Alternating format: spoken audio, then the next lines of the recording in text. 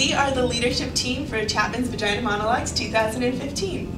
I am Sarah Super and I am a co-director. I am KV Jenny Kim and I'm also a co-director. And I'm Emily Risborough and I'm the producer. And we're just here to give you a little bit of an inside scoop on the Vagina Monologues cast of 2015.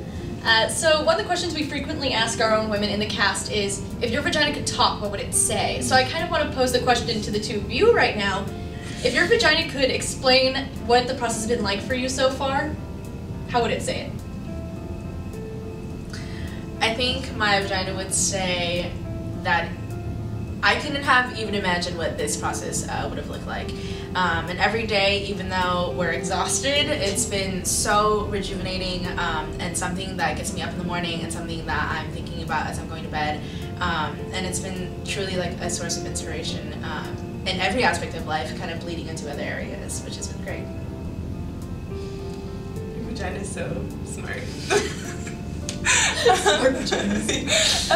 Wow, what would my vagina say? It would, oh my gosh, it would definitely say thank you.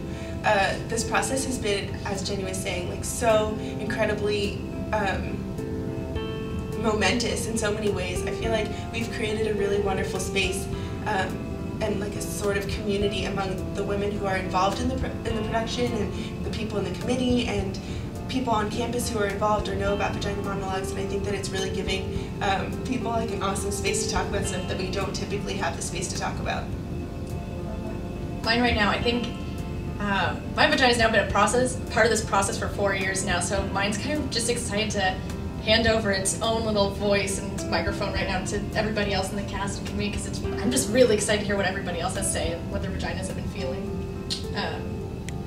So I guess as of now, you're probably just wondering, well, what are the Vagina Monologues? These women have been sitting here talking about their vaginas. So the Vagina Monologues, it started when a woman named Eve Ensler thought that she kind of realized that women didn't necessarily have the space to talk about their experiences as women. So she decided one day to go around the streets of New York asking women these kind of quirky questions, such as, like what you just heard, if your vagina could talk, what would it say? What would your vagina wear? And she found that by asking these kind of quirky and offsetting questions, she found these really profound answers that really relate to the women and their own personal experiences. So she then took these stories and turned into a series of monologues, and these monologues became a huge sensation globally. And what's awesome about that is through these Vagina Monologues, she founded the V-Day movement, which is an international movement, and one of the ways that that manifests itself is on college campuses of the production of the Vagina Monologues. Our very young campus here at Chapman University, doing Vagina Monologues for almost a decade. Which is really awesome. We're approaching our decade mark of being on Chapman campus, and it's totally still relevant today, which is so awesome, and speaks so much to what the Vagina Monologues are and what they represent, which is that there are so many different stories that these women share, the stories in the monologues and the stories that the women who are involved in the production, you know, their own stories. So it's been really cool because this year we have a theme of freedom, and so freedom to us could mean so many different things, and paired with this awesome opportunity, it's like, you know, we could free ourselves from this internalized repression, we could free ourselves because we want to change our mind about something, free ourselves and open up conversation, allow ourselves to be challenged. There's so many different ways that freedom really manifests itself in this production and on this campus, and so the safe space that we've created is really wonderful.